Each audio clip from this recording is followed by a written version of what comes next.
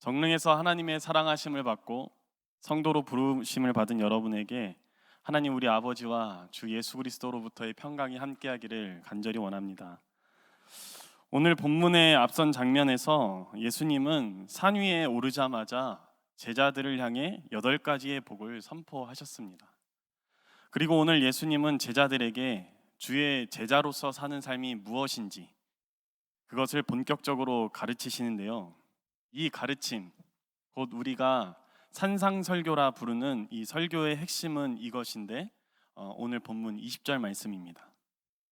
내가 너희에게 이르노니 너희 의가 서기관과 바리새인보다 더 낫지 못하면 결코 천국에 들어가지 못하리라. 오늘 이 말씀은 예수님의 제자로서 또 하나님 나라의 백성으로서 중요한 자격 요건이라고 할 수 있습니다. 예수께서는 자신의 제자라면 하나님 나라의 백성이라면 서기관과 바리새인보다 더 나은 의가 있어야 한다고 오늘 우리에게 분명히 말씀하십니다.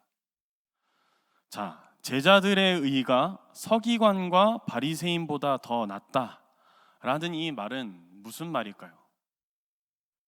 공동번역 성경은 우리가 좀 더 쉽게 이해할 수 있도록 도와주는 것 같은데요. 20절을 제가 공동번역 성경으로 다시 읽어드리겠습니다. 잘 들어라. 너희가 율법 학자들이나 바리사이파 사람들보다 더 옳게 살지 못한다면 결코 하늘나라에 들어가지 못할 것이다. 이렇듯 서기관과 바리새인보다 더 나은 의라는 말은 서기관과 바리새인보다 더 옳게 사는 삶이라고 우리가 치환해 볼 수 있겠습니다. 그러니까 더 나은 의를 지니는 것은 더 옳게 사는 것을 가리킵니다. 그렇다면 보다 더 낫다, 보다 더 옳다라는 말을 우리가 어떻게 읽어낼 수 있을까요? 여러분도 아시다시피 보다 더라는 말은 비교급입니다. 이는 A가 B와 비교하여 그것보다 더 우위에 있음을 드러낼 때 사용하는 일종의 수사입니다. 그러니까 오늘 예수께서 제자들에게 하신 서기관과 바리새인보다 더 옳게 사는 것이 하나님 나라의 백성의 본분이다라는 그 가르침의 저변에는 이미 서기관과 바리새인이 어느 정도 옳은 삶을 살고 있다라고 예수님은 인정하고 계시다라는 말씀입니다.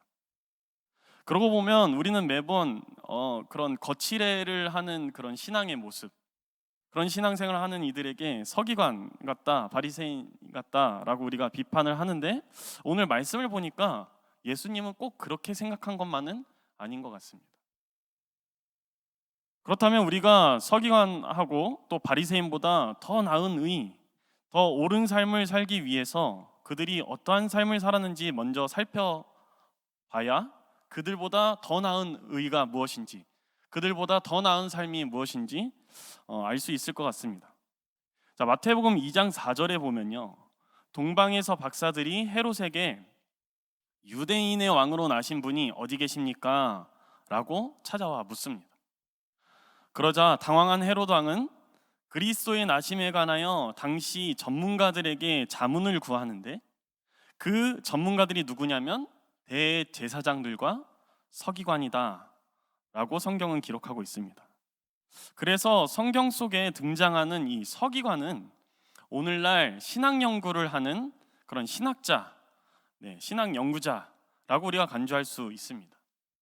서기관은 율법을 해석하고 그것을 현실적으로 어떻게 적용할 수 있을지를 연구하고 가르치는 선생님과 같다라고 볼 수 있겠습니다.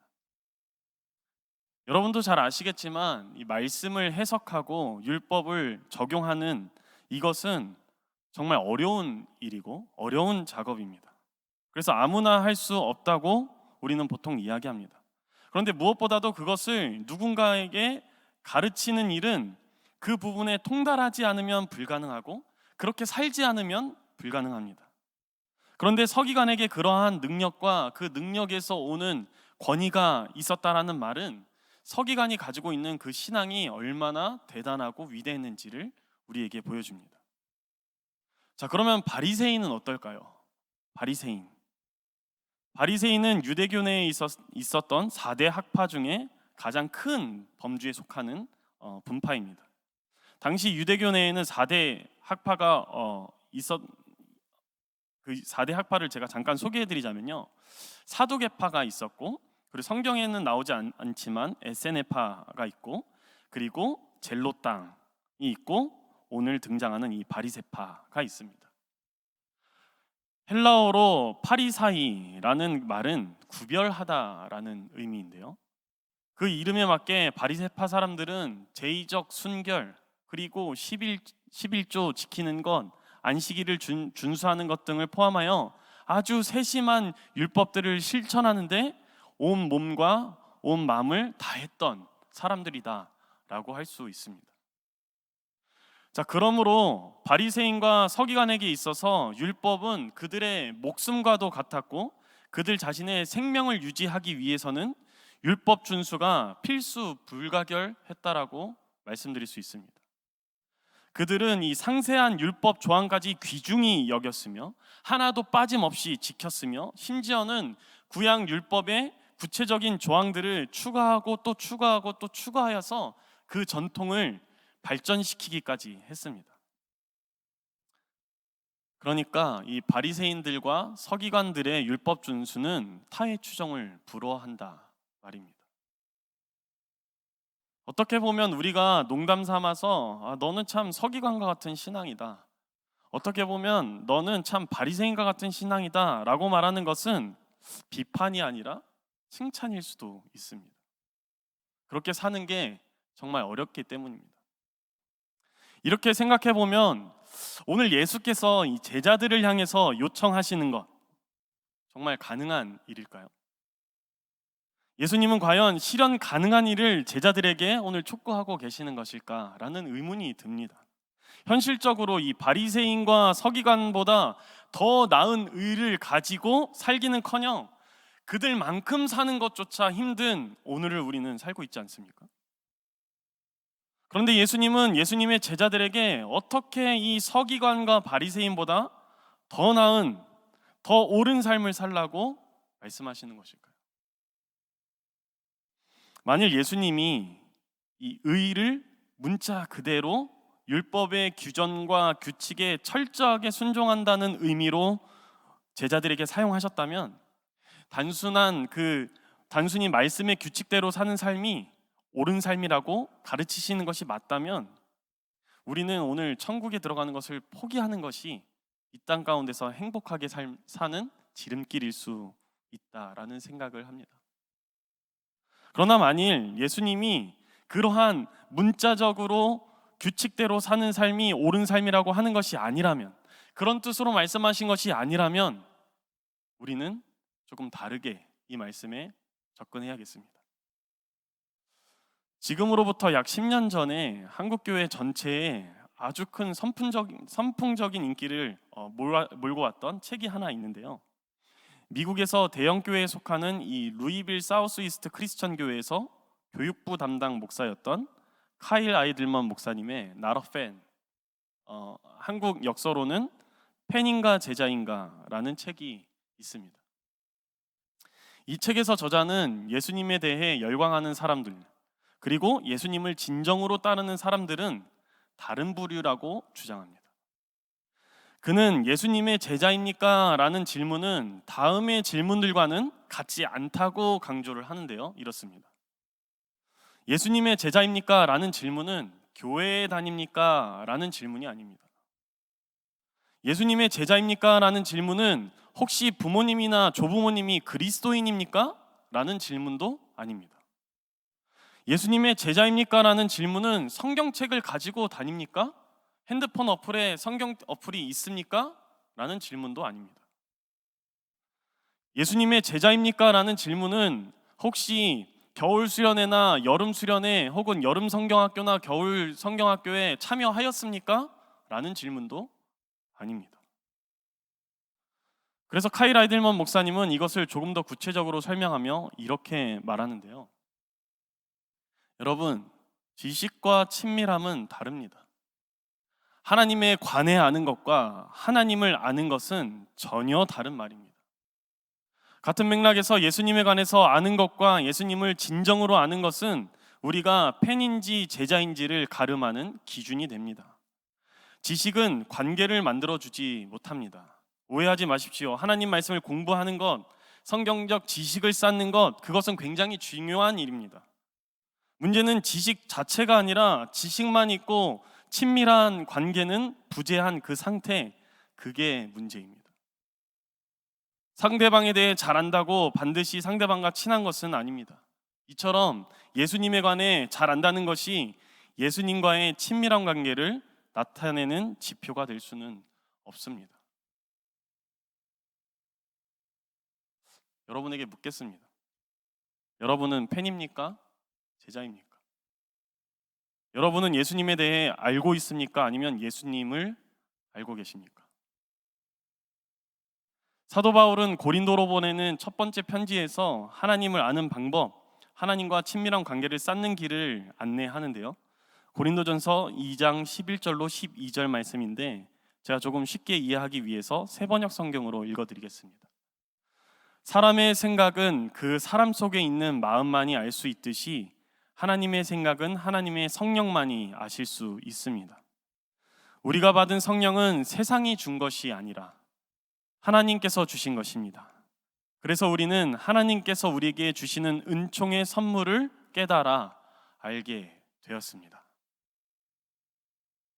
그러니까 우리가 이성으로 뛰어난 세상의 지혜로 우리가 오랜간 성경 공부를 하면서 지식을 쌓아온 하나님에 대해서 아는 그런 노력을 해봐야 우리는 하나님에 대해 알 길이 없다라는 말입니다. 그것은 하나님에 대한 정보를 얻을 뿐이지 하나님을 안다고 할 수 없습니다. 우리가 왜 교회를 다니면서 우리의 삶은 여전히 세상과 동일합니까? 왜 하나님을 알지 못하는 모호하고 피상적이고 관념적이고 추상적인 그런 신앙만을 우리가 소유하고 있냐 말입니다. 그것은 우리의 신앙이 하나님이 아닌 우리의 지식에서, 하나님이 아닌 우리의 경험에서 출발하기 때문입니다. 오늘 예수님은 서기관과 바리새인들의 의가 교만이며 이기적이다 지적하십니다. 오늘 본문 13절로 16절에 보면 예수께서는 제자들이 세상의 소금이요 그리고 빛이라 선언하십니다. 그런데 이 말씀을 면밀히 살펴보면요, 세상의 소금과 빛이라는 선포는 예수께서 제자들의 삶과 또한 신앙의 방향을 설정해 주고 계신다라는 것으로 우리가 읽을 수 있습니다. 자, 그럼 이 의미를 좀 살펴보겠는데요. 먼저 소금은 우리가 어떤 역할을 한다고 알고 있습니까? 네, 너무 쉬운 질문이라서 답을 안 하실 수 있는데 소금은 짠맛을 냅니다. 음식의 간을 하는 데 있어서 핵심은 바로 이 짠맛입니다. 그래서 음식의 활용 점정이 이 소금이라고 할 수 있겠는데요. 제자들은 세상에서 바로 이러한 역할을 해야 합니다. 제자들을 통해서 비로소 세상이 하나님의 통치 가운데서 살 수 있게 되어야 한다라는 말입니다. 그런데 본문에서 사용되고 있는 이 맛없는이라는 헬라어 단어를 잠깐 살펴보면요, 모라이노라고 읽을 수 있는데 이것은 맛없는이라는 뜻도 되지만 어리석게 하다, 어리석게 행동하다라는 뜻도 지니고 있습니다. 그래서 어리석은 행동을 하는 것은 짜지 않은 소금과 같다라고 할 수 있겠습니다. 자, 근데 가만 생각해 보면 짜지 않은 소금, 어딘가 조금 모순인 것 같지 않습니까? 습기가 없는 물, 이해가 되십니까? 어떻게 소금인데 짜지 않을 수가 있을까요?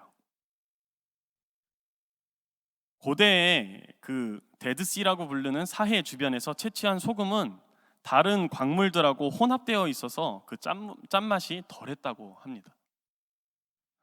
겉은 소금이지만 실체는 소금이 아닌 혼합물인 셈이죠. 이처럼 하나님을 믿는다고 하면서도 어리석은 행동, 곧 자신들만 생각하는 삶을 산다면 믿는 자들이 세상을 변화시키는 것이 아니라 세상에 의해서 믿는 자들이 세상처럼 될 것입니다. 이것이 바로 맛을 잃은 소금이다 라는 말입니다. 또한 이것은 세상의 빛이라는 예수님의 말씀에서 더욱 부각되는데요. 예수님은 빛이 산 위에 있어야 동네의 저녁을 밝힐 수 있다라고 말씀합니다. 그리고 집 안에서도 이와 마찬가지인데, 빛을 등경 위에 두어야지 집 안 모든 사람을 밝힐 수 있는데, 만일 이것을 말 아래, 그러니까 쉽게 말해서 그릇으로 그 빛을 덮어두면은 그릇 안만 밝힐 뿐 아니라 나중에는 산소가 부족해서 그 빛이 꺼지게 된다라는 말씀입니다. 그러면 동네도 집도 어둠의 지배를 받게 되는 것입니다. 그렇기 때문에 소금이 맛이 잃는다는 이 말과 빛을 그릇 안에 둔다는 이 말은 일맥상통합니다. 이러한 행위는 자신만을 생각하는 삶, 그리고 신앙입니다. 자신만을 위한 신앙의 결국이 무엇인지 오늘 예수님께서 말씀하시는 것입니다. 짠맛을 잃은 소금은 버려지는 것처럼, 산소가 부족한 불빛이 꺼져버리는 것처럼 자신이나 주변이나 모두 생명을 잃어버리게 된다라고 예수님께서 말씀하십니다. 여러분, 이러한 자신만을 생각하는 삶, 자신의 삶이 더욱더 풍족해지고 자신의 삶만 풍성해지며 그 안위만을 찾는 그러한 신앙은, 그러한 자신의 만족과 유익을 위한 신앙은 서기관들과 바리새인과 같은 신앙입니다. 아무리 열심히 한다고 해도 그것은 자신들의 신앙에 불과할 따름입니다. 하나님을 아는 것이 아니라 하나님에 대해 아는 것에 불과하다라는 말씀입니다. 그러한 신앙은 하나님을 기쁘게 하지도 못하며 세상으로 하여금 하나님께 영광 돌리게 하지도 못합니다. 그래서 예수님은 제자들에게 그리고 우리에게 분명하게 말씀하십니다. 내가 너희에게 이르노니 너희의 의가 서기관과 바리새인보다 더 낫지 못하면 결코 천국에 들어가지 못하리라. 여러분, 바른 것을 추구하고 또 옳은 것을 따르려 하십니까? 그게 틀린 것은 아닙니다만 그 출발이 나 자신이라면 그것이 서기관과 바리새인의 의, 곧 그들의 삶보다 나을 게 무엇입니까? 오히려 바쁜 삶을 살고 있는 우리의 신앙은 그들의 신앙에 비하지 못할 수 있습니다. 누가복음 10장에 보면요, 어떤 율법 교사가 예수께 나와 두 가지 질문을 하는데, 그가 그렇게 하는 것은 예수님을 시험하려고 하는 것이고 또 자신을 옳게 보이려고 하는 것입니다.